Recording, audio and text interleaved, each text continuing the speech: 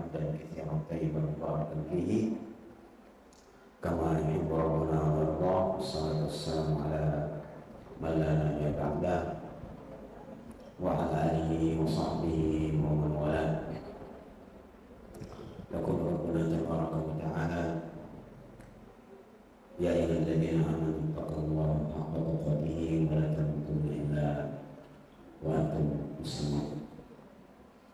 اللهم صل على محمد وعلى آله وصحبه وسلم. اللهم علمنا بما ينفعنا وانفعنا بما علمتنا وزدنا علما وارزقنا فهما. Assalamualaikum warahmatullahi wabarakatuh.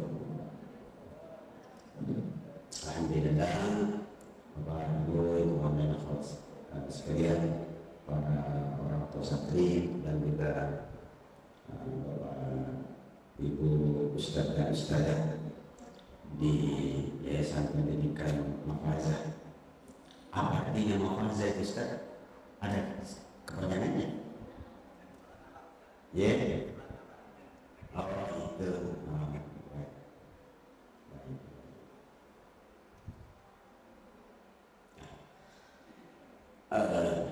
Sekali lagi kita memuji Allah Subhanahu wa Ta'ala. Pagi ini kita berada dalam keadaan baik, dalam keadaan sehat. Sehat, Bapak Ibu, sehat. Sehat. Saya sering dan selalu mengenal istilah dari seorang dokter tentang sehat. Sehat itu singkatan senang hati. Ya. Sehat itu singkatan dari senang hati. Jadi indikator orang sehat itu kalau hatinya senang. Ya. Makanya terlengkas ada mana mau anda dikai pengesannya di nyawatan. Orang sehat itu. Ya. Kebalikan sehat apa Pak Haji? Kebalikan sehat sakit. Sakit itu singkatan salah kita, salah sendiri. Alhamdulillah. Sebelum saya masuk, Bapak bisa bantu saya, ini kue apa namanya? Cantik manis. Oh gitu ya. Tapi saya tadi disuguhi sama ketua yayasan. Saya perhatikan ini kuenya ini sudah terjadi distorsi. Setahu saya sejak kecil, tahun mulai saya sekolah, ini bentuknya tidak begini. Ini hijaunya banyak sekali, putihnya itu sedikit saja. Putihnya sedikit, santannya sedikit. Tahu kenapa? Ini sebenarnya kue khas Sulawesi yang mengajarkan tentang kehidupan. Ini mengajarkan kehidupan. Yang hijaunya itu dominan manis, betul? Yang putihnya itu sedikit. Dia santan dikasih garam sedikit. Ada asin-asinnya tuh. Supaya apa? Supaya nanti keseluruhannya jadi gurih. Begitulah kehidupan. Kehidupan itu harus dominan manis, tapi harus ada asin-asinnya sedikit. Tidak bagus itu hidup kalau hijau terus. Tidak bagus. Tidak bagus itu jalanan seperti di Saudi. Lurus saja terus. Tidak bagus. Antum bosan nanti. Tidak bagus juga jalanan kalau belok-belok terus. Kayak di Mamuju. Maju mundur juga. Tidak bagus. Bagusnya dia sekali-sekali lurus. Tapi lama. Kemudian ada belokannya. Ada bebatuan supaya ketahuan itu dalam kehidupan. Begitu baik? Baik. Terima kasih. Tadi saya sudah cicipi. Memang sudah terjadi distorsi kehidupan. Manisnya tidak pas, gurihnya juga kurang membawa rasa legit. Bapak Ibu hadirin dan hadirat sekalian, kita masih di bulan Syawal. Izinkan saya mengucapkan taqabbalallahu minna wa minkum shalihal amal. Kemudian saya ingin minta maaf bahwa saya itu sejak 2005 kira-kira itu tidak pernah mau isi kajian atau isi ceramah, materinya temanya tentang tazkiyatun nafs, tidak mau, karena pernah sekali saya ceramah tentang tema seperti ini kira-kira 2005-2006, saya bikin ketawa. Akhirnya ada Ustaz tegur saya, dia bilang, Ustaz, tadi itu ceramah orang sudah menangis, tapi kita kasih ketawa lagi. Akhirnya orang bilang, sejak itu saya tidak mau. Tapi entah kenapa beberapa hari lalu saya dihubungi ya, sambil saya belajar lagi lah untuk bisa serius. Nah untuk itu saya mohon maaf nanti kalau saya ceramah tidak terlalu serius, bilang harus menangis dan segala macamnya. Yang kedua, saudara sekalian, tazkiyatun nafs, penyucian jiwa ini sepertinya terjemahannya menjadi penyucian jiwa itu karena diambil dari bahasa Indonesia yang diambilnya asalnya dari bahasa Sanskerta, bahwa tubuh kita terdiri dari jiwa dan raga, di jiwa dan raga. Tapi dalam bahasa lain, bahasa Arab, itu biasanya lebih mengarah kepada hati, ya, penyucian hati, ya. Sebab dia berhubungan dengan bahwa tubuh kita ini adalah jasad dan ruh, ya. Bapak Ibu jamaah sekalian,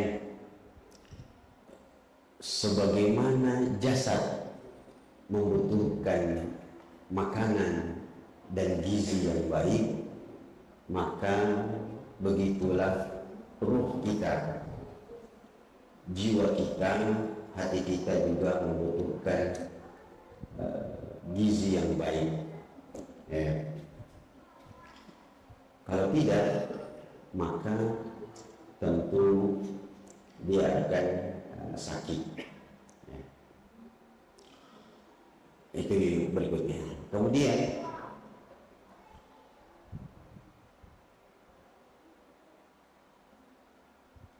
mari kita dengarkan satu nasihat yang dinisbatkan kepada seorang sahabat, Ibnu Mas'ud radhiyallahu anhu. Beliau mengatakan, "Utlub qalbaka fi thalatha mawatin." Cari-carilah hatimu di 3 tempat. Ya. Jadi kalau mau mengukur hati kita bahwa kita masih punya hati yang baik, yang sehat, cari pada 3 tempat. Kalau tidak dapat, maka mintalah kepada Allah hati yang lain, ya, karena hati Anda itu sudah mati. Beliau mengatakan, pertama, carilah hatimu ketika engkau membaca Al-Quran. Ketika kita membaca Al-Quran, hati kita ada tidak di situ ketika kita membaca Al-Quran? Itulah kenapa pentingnya kita membaca Al-Quran dengan cara tadabbur. Dan tadabbur itu perintah sebenarnya, Bapak Ibu. Afala yatadabbaruna Al-Quran am ala qulubin aqfaluha. Apakah manusia tidak mau mentadabburi Al-Quran, atau memang di hatinya ada kunci, terkunci hatinya? Jadi tadabbur itu sebenarnya perintah, dan semua orang kaum muslimin diperintahkan untuk mentadabburi Al-Quran. Hanya sayangnya memang kita punya kekurangan. Saya tidak tahu bahasa Arab, Ustaz. Maka ada cara yang lain, yaitu minta bantuan dari terjemahan. Itulah sebabnya Bapak Ibu sekalian, kenapa kita itu sebaiknya baca Quran bagi dengan dua cara. Yang pertama, membaca Al-Quran untuk menamatkan dan menghatamkan Quran itu penting. Yang kedua, baca Quran dengan tadabbur, dan ini tadabbur pelan-pelan saja, pelan-pelan. Kalau ada waktu yang senggang, duduk sebentar, baca ayat, ya, insya Allah pasti ada kata-kata yang membuat kita penasaran. Kenapa ini larinya ke sini, ya, larinya ke situ dan seterusnya. Jadi carilah hatimu ketika engkau membaca Al-Quran. Sekali lagi memberikan pelajaran bahwa kalau kita mengaji pelan-pelan. Yang kedua, carilah hatimu ketika engkau berzikir kepada Allah Subhanahu wa Ta'ala. Saya mau tanya ini Bapak. Kami ini kita sebenarnya sambil nanti di tengah-tengahnya sambil kita cari solusinya. Kasih tahu saya Bapak, baru saya. Bagaimana cara berzikir ketika selesai sholat? Berapa menit Bapak Ibu menyelesaikan zikir Subhanallah 33 kali, Alhamdulillah 33 kali, Allahu Akbar 33 kali setelah sholat? Berapa menit Pak? 5 menit lumayan, kalau bisa 7 menit. Tapi saya mendapati di masih banyak masjid yang zikirnya dibantu oleh imam, itu zikirnya cepat sekali, cepat. Pertama Nabi benar.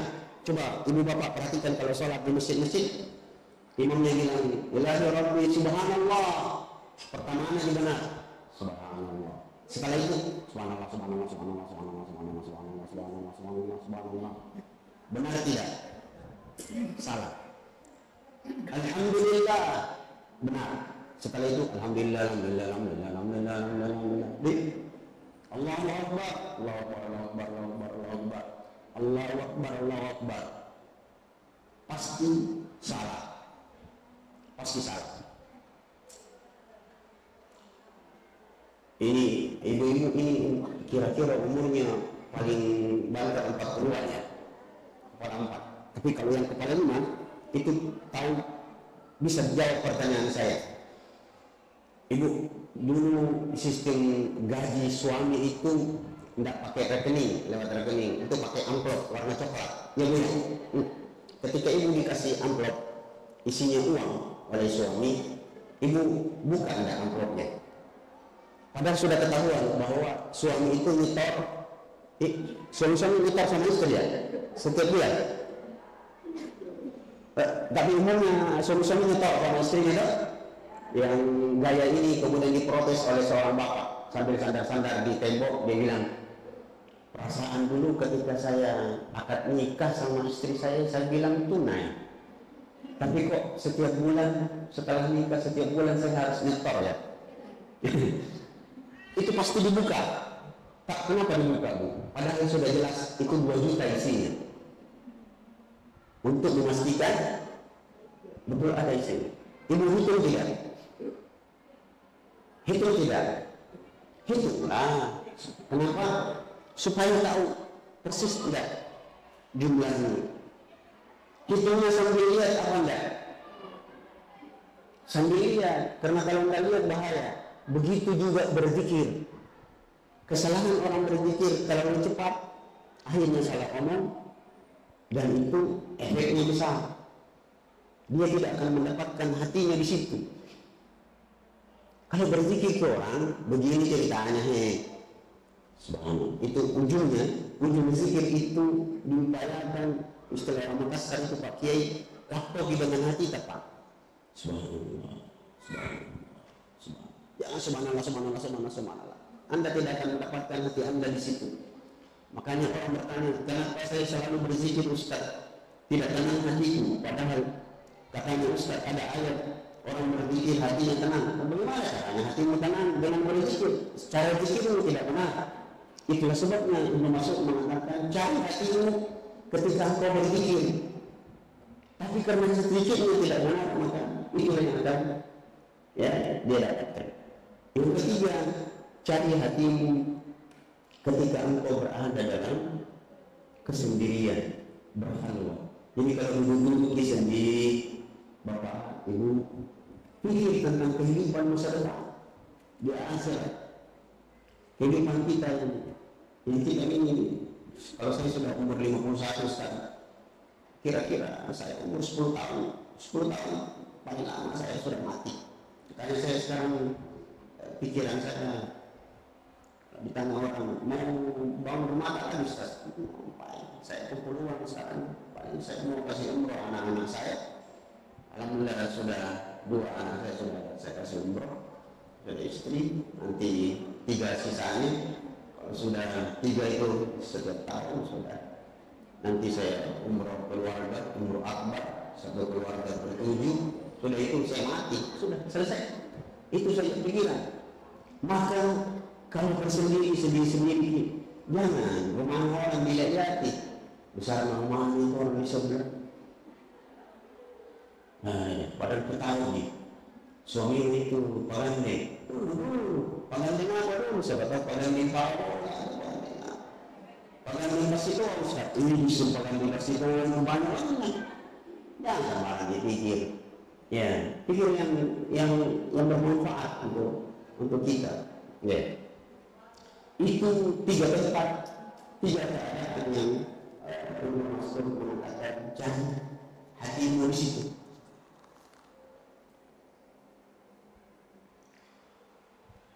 Kalau tidak dapat, maka minta hati yang lain.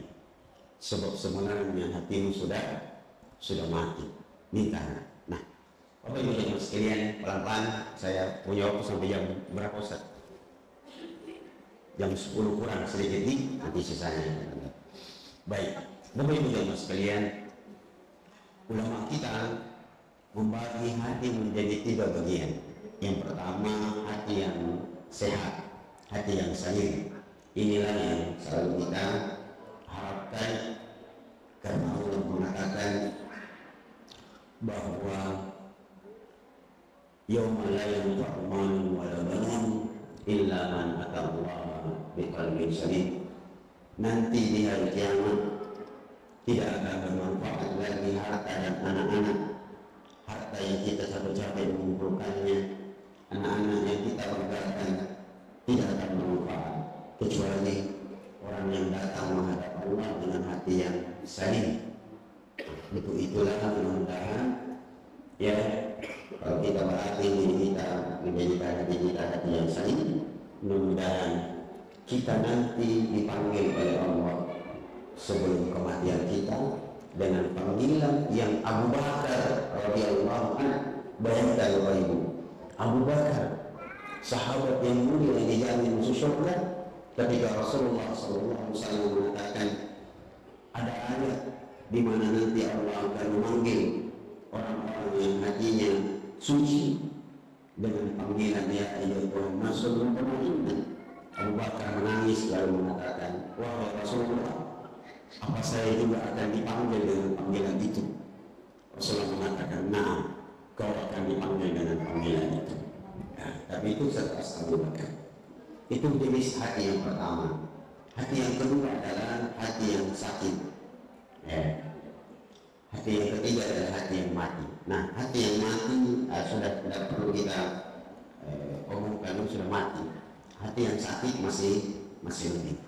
Nah, saya sekali lagi minta maaf, mungkin bicaranya tidak terlalu teratur. Saya akan potong-potong supaya tidak terlalu panjang. Berikutnya, Bapak Ibu Jemaah sekalian, seperti ayat yang dibaca tadi oleh Ananda, qad aflaha man zakkaha wa qad khaba man dassaha.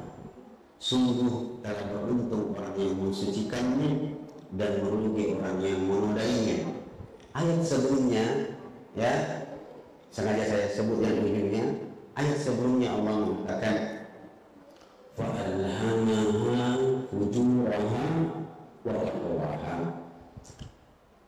Allah kemudian memberikan potensi ke dalam hati setiap manusia, potensi positif dan potensi negatif. Jadi setiap kita berpotensi untuk melakukan kebaikan, mendapatkan hati yang suci, dan juga berpotensi untuk melakukan keburukan. tinggal siapa yang berupaya untuk menjadikan yang positif itu dominan, ya, atau justru menjadikan yang negatif dominan. Itu artinya, Bapak Ibu dan sekalian, bahwa unsur positif dan negatif akan selalu terjadi pertarungan dalam hati kita. Bisikan mereka akan selalu ada, dan bisikan syaitan juga akan selalu menyertai. Nah, untuk itu izinkan saya untuk memulai dari sesuatu yang negatif, beberapa sifat-sifat yang perlu untuk kita hindarkan dari diri kita dan hati kita, supaya nanti kita berhasil menjadikan hati kita adalah hati yang saleh. Ulama kita mengatakan bahwa ada 3 sifat buruk, bahkan dosa besar yang menjadi inti segala dosa. Jadi ada 3 dosa, sifat buruk yang menjadi inti dari segala dosa. Yang pertama, al-kibr, dosa kesombongan, dan ini adalah dosa yang sangat berbahaya, sederhana kedengarannya, dan yang menjadi dosa yang menyebabkan iblis dikeluarkan dari surga. Saya mau bawa ke ceramahnya Zain MZ yang sangat indah, potongannya sangat indah. Beliau mengatakan, supaya kita bisa membayangkan betapa kesombongan itu berbahaya. Beliau mengatakan begini, iblis itu dosanya cuma 1. Dosanya cuma 1. Dan dia dengan dosa itu dia pun kemudian diusir dari surga. Bayangkan, dosanya cuma 1. Dari situ dia dikeluarkan dari surga. Artinya dia sudah tinggal di surga. Nah kita, kata Zain MZ rahimahullah, tinggalnya masih di bumi, dosanya banyak, terus mau berharap masuk surga. Ente gila apa enggak? Ternyata dosa yang dimaksud adalah dosa kesombongan. Dosa kesombongan. Itulah sebabnya iblis itu dinamakan iblis. Padahal nama aslinya adalah Azazil. Iblis itu nama aslinya Azazil. Dia adalah golongan jin yang sangat dipercaya oleh Allah. Dialah Azazil. Iblis itu yang pernah diutus ke muka bumi untuk mendamaikan pertengkaran antar jin di muka bumi. Tapi karena dia sombong, berubahlah namanya dari Azazil menjadi iblis, yang sangat benar digunakan dalam bahasa Makassar, yaitu ibalisi. Jadi kalau ada orang yang suka balisi-balisi sama orang, iblis itu, dan kemungkinan besar memang dia tercipta dari tanah sengketa. Ya, katanya orang kalau ada orang suka bertengkar, sedikit-sedikit marah, ya, ada asap tidak ada api, itu teman-teman mati. Dalam hati kamu saja bilang, iblis memang iblis tercipta dari tanah sengketa. Tapi kalau ada orang yang gampang rapuh, ya hatinya itu tercipta dari tanah longsor. Ya, mungkin dia SD-nya benar. Tahu SD? Tahu apa artinya SD? SD itu kalau dia benar, dia berhasil menjadi orang yang sadar diri. Sayangnya SMP-nya salah. SMP itu singkatan, salah menempatkan perasaan. Ya, SMA sudah mempunyai anak. Nah, tapi kan saya sudah bilang dari awal, susah saya disuruh ceramah, sebelum saya kasih ketawa. Sifat sombong itu bahasa anak muda sekarang si paling ganteng lah, si paling kaya lah, si paling pintar lah. Hei, sombong itu penyakit paling bodoh, sifat paling bodoh, sifat paling berbahaya, sebab dia telah mengeluarkan makhluk yang mulia asalnya jadi rendah. Iblis. Tapi sombong juga adalah sifat yang paling bodoh. Itu orang tidak pakai otak itu orang. Kalau ada orang sombong, dan sombong itu definisinya adalah menolak kebenaran dan memandang enteng orang lain. Kenapa dia bilang bodoh? Sifat sombong itu sekali lagi dengarkan baik-baik adalah sifat orang yang paling bodoh di dunia. Kenapa? Karena dia memandang enteng orang lain. Orang sombong itu perumpamaannya seperti orang yang berada di puncak gunung. Dia melihat orang di bawahnya kecil semua, tapi dia tidak sadar bahwa orang di bawahnya juga melihat dia kecil. Jadi orang sombong itu bodoh orangnya. Dia tidak tahu diri, tidak tahu mat SD itu, tidak sadar diri dia. Dia menyangka karena mentang-mentang dia sudah di atas, dia lihat orang di bawah, cak dinasi ini, ngasih. Dia tidak sadar bahwa orang di bawah juga lihat dia ke atas, kecil itu di atas. Maka jangan sombong. Hei, apa gunanya kamu sombong bro? Kamu lahir dibantu orang, kamu mati nanti digotong orang. Pernah lihat ada orang mati masuk kuburannya sendiri? Jangan sombong lah. Tidak ada gunanya orang sombong. Ngapain kamu sombong? Tidak ada gunanya. Di atas langit ada angin, di atas nasi uduk masih ada tempe, masih ada orang goreng. Jangan sombong lah. Ya. Saya baca begini karena kemarin waktu bawa jamaah umroh mampir di Malaysia, itu guide-nya bilang, ini ke Malaysia mau putar-putar pusing-pusing di sini mau ngapain? Mau ketemu Filipina. Dia bilang, Filipina tidak ada, ketemu ke Aros saja. Tapi ada satu kalimat yang membuat saya tercengang. Ketika kita turun di Menara Kembar itu foto-foto, ada kalimatnya yang membuat saya sebenarnya jadi modal lagi saya ceramai. Ya, foto ya, senyum 1 2 3, senyum pura-pura bahagia. Oh, betul tahu memang. Saya bilang, kenapa bilang pura-pura bahagia?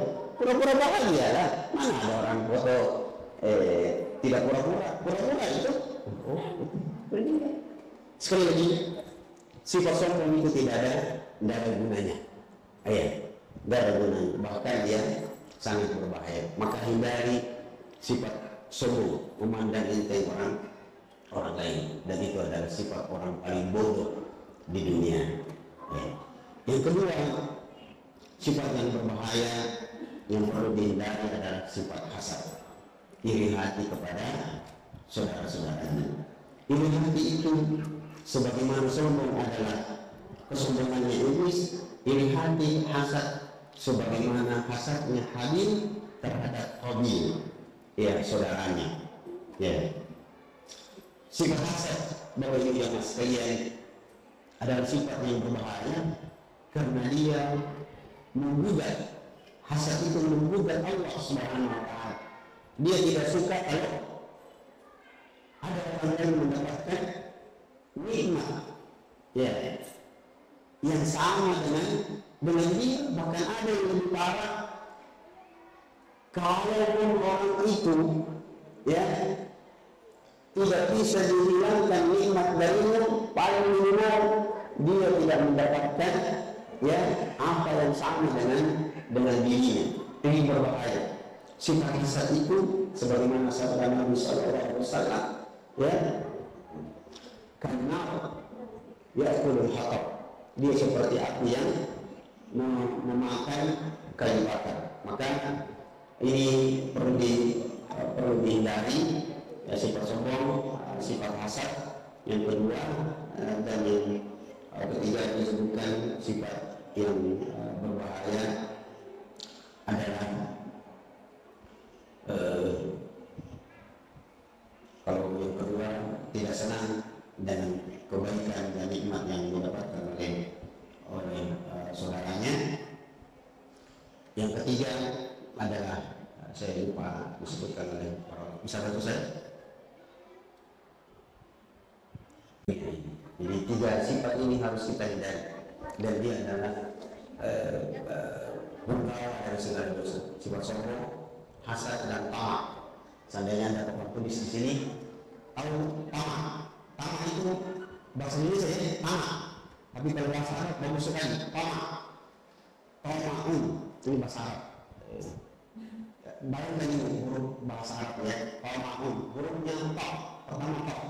Ini tak. Tak. Ini hurufnya besar, bayangnya lurus. Tak huruf tak. Ya, ini huruf mudah, hurufnya besar, bayangnya lurus. Tak. Kemudian ini matanya kecil, badannya lurus. Kemudian huruf ain, mulutnya kecil, perutnya besar. Itu namanya tamak, rakus. Ya, jadi berbahaya sifat tamak. Pertama, terhadap dunia ini. Hari ini di Indonesia kita melihat ketamakan yang begitu luar biasa. Ya, bisa dibayangkan orang korupsi sampai 1.000 triliun. Ya, ada yang 1.000 triliun. Ya. Dan semuanya itu ya, ketamakan biasanya berawal dari kepalsuan. Ternyata Bapak Ibu yang sekalian, izinkan saya sedikit belok. Ternyata di Indonesia palsu itu bisa membuat orang tidak kenal. Betul Bapak Ibu? Di Indonesia palsu bisa bikin orang tak kenal. Dulu kesaktian palsu Eyang Subur membuat dia jadi terkenal. Eyang Subur dulu itu dukun itu Eyang Subur, kesaktiannya palsu. Yang kedua, alamat palsunya Ali Ting membuat dia terkenal. Yang ketiga, ijazah palsunya bla bla bla membuat dia bukan cuma terkenal, jadi pemimpin. Itu setelah itu dia menjadi orang yang tamak, Padahal dunia ini Bapak Ibu sekalian sementara saja. Maka kita diajari oleh agama kita lewat hadis-hadis Nabi dan ulama kita, dunia ini jangan kalian rakus. Rasulullah mengatakan, kun fi dunya ka'annaka gharimun aw 'abidun sabil. Jadilah kalian di dunia ini seperti orang yang asing atau sekedar mampir saja. Apa pelajaran yang bisa diambil dari hadis ini supaya kita tidak tamak? Di dunia ini Anda cuma hidup sebentar saja. Dan dunia ini perjalanan. Kalau dalam urusan dunia Bapak Ibu jamaah sekalian, jangan tergesa-gesa untuk jadi orang kaya. Jangan tergesa-gesa. Sebab ya kata seorang bijak mengatakan, tak perlu berlari, cukup dengan berjalan. Sebab hidup ini adalah perjalanan, bukan pelarian. Ya. Jadi tentang dunia ini santai-santai, pelan-pelan, alon-alon mas, alon-alon. Untuk susu. Nah, bilang orang Jawa yang sudah lama tinggal di Makassar, teko pakamu, teko laro-laro. Jangan tahu hidup ini perjalanan, bukan pelarian. Maka tak perlu berlari, cukup dengan berjalan. Hidup ini berapa lama Anda harus hidup di muka bumi? 100 tahun. Kita diajari oleh kalimat indah ini Bapak Ibu yang sekalian, yang nanti saya akan menutup dengan satu doa yang diajarkan oleh Nabi tentang dunia ini Bapak Ibu yang sekalian. Seperti hadis Nabi tadi, bahwa la ilaha illallah, dunia ini Bapak Ibu layaknya sebuah pesta yang meriah. Tapi ingat, sehebat dan semerih apapun pesta itu, dan seenak apapun minum yang disiapkan oleh pesta itu, ingat satu saat pasti Anda harus pulang. Bukan akan pulang, pasti pulang. Begitulah dengan dunia ini. Sehebat apapun fasilitas yang Anda dapatkan di dunia ini, pasti Anda akan meninggalkannya. Maka dunia ini sekali lagi seperti layaknya sebuah pesta. Sehebat apapun dan semeriah apapun pesta itu dan seenak apapun menu yang diingatkan, Anda pasti harus pulang meninggalkan pesta itu.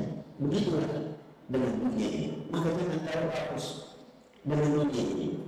Nah, sebagai begitu, Bapak Ibu yang sekalian, untuk menghidupkan hati kita, saya mau tanya Bapak Ibu, apa ada di antara Bapak Ibu orang baik? Bapak Ibu mengaku orang baik? Bapak Ibu orang baik? Terima kasih. Tapi saya kalau begitu karena Bapak Ibu berani dengan insya Allah. Sebenarnya ada kisah yang panjang, tapi saya mau sebutkan satu saja.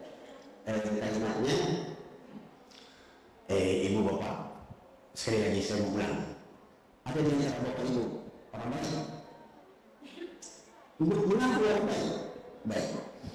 Ibu Bapak, saya pernah ditanya orang dulu sekali, dan jawaban saya lama bertahan ketika ditanya, Ustaz, kenapa orang baik cepat mati,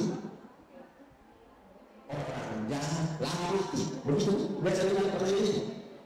Baik. Kenapa orang baik Ustaz cepat mati? Kenapa orang jahat lama mati? Saya bilang, jawaban saya begini. Sebenarnya bukan lama dan cepat itu masalah perasaan tadi. Kenapa orang baik cepat mati? Karena kita masih butuh kebaikannya. Mati, kita merasa cepat pergi. Kenapa orang jahat lama mati? Karena mau sekali mati tuh orang tidak mati-mati, akhirnya lama. Ternyata belakangan itu sejak tahun awal 2000 sepulang dari Madinah, begitu terus jawaban saya. Sejak Corona, saya dapat satu kisah yang terutama kalau saya kisahkan, yang saya berkesimpulan, kalau saya ditanya orang kenapa orang baik cepat mati, jawabannya singkat Ibu, orang baik itu cepat mati karena istananya di surga sudah selesai.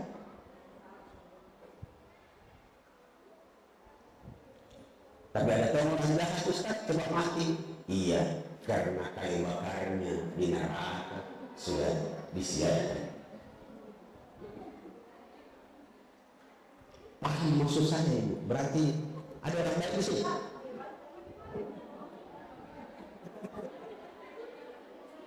Paham maksud saya? Orang baik itu cepat mati karena istananya di surga sudah selesai. Dia selalu mengirim kebaikan-kebaikan, bahan baku ya untuk membangun istananya di sana dengan kebaikan-kebaikannya. Maka cepat mati. Di sini ada yang sudah baik? Belum. Tidak ada orang baik di sini. Kita semua adalah orang yang berusaha menjadi orang baik. Kalau sudah mengaku baik, hampir kita mati. Mati. Jangan, biar ini belum selesai, supaya istana saya yang belum jadi itu lebih besar dan lebih banyak ornamennya dan lebih indah. Jadi jangan merasa kita sudah baik, tidak baik.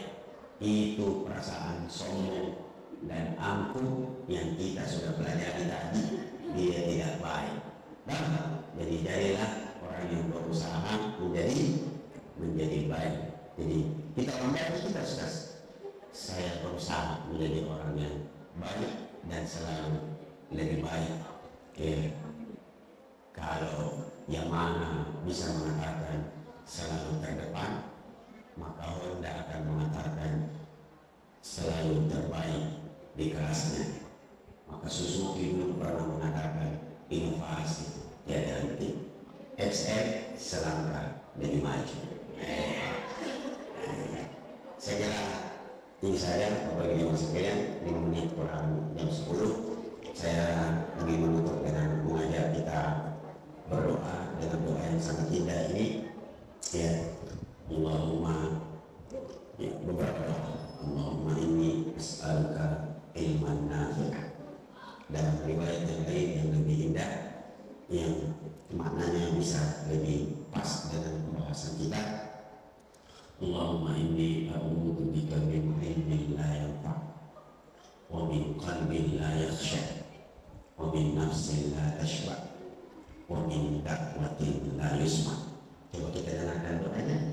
Allahumma inni a'udzu bika min ilmin la yanfa'. Ya Allah, aku berlindung kepadamu dari ilmu yang tidak bermanfaat, wa min qalbin la yakhsha, dari hati yang tidak khusyuk, wa min nafsin la tashba, dari jiwa yang tidak pernah kenyang, wa min doain dakwatin la yusma, dan dari doa yang tidak didengar.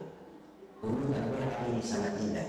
Kalau kita urut dari belakang pas sekali. Kenapa doa itu tidak didengar? Karena jiwanya tidak pernah kenyang. Kenapa jiwanya tidak pernah kenyang, tidak pernah merasa cukup? Karena hatinya tidak pernah khusyuk. Kenapa hatinya tidak khusyuk? Karena ilmunya adalah ilmu-ilmu yang tidak bermanfaat. Maka kita berdoa, Allahumma inni as'aluka qalban syakiran wa lisanan dzakiran. Ya Allah, anugerahkanlah kepada kami hati yang selalu bersyukur dan lidah yang selalu berzikir. Semoga Allah Subhanahu wa taala selalu menganugerahkan kita hati-hati yang selalu khusyuk dengan ilmu, dasar ilmu yang bermanfaat. Mudah-mudahan dengannya jiwa kita adalah jiwa yang tenang, jiwa yang pantas untuk dipanggil oleh Allah nanti dengan panggilan yang indah, ya Tuhan langsung mutmainnah. Mudah-mudahan semua itu menjadikan doa-doa kita adalah doa-doa yang mustajabah, yang dengannya kita mendapatkan syurga Allah Subhanahu wa taala. Ini saja Bapak Ibu sekalian, semoga bermanfaat. Semoga Allah selalu menjaga kita dan memberkahi setiap langkah dan aktivitas kita di permukaan bumi ini sampai kita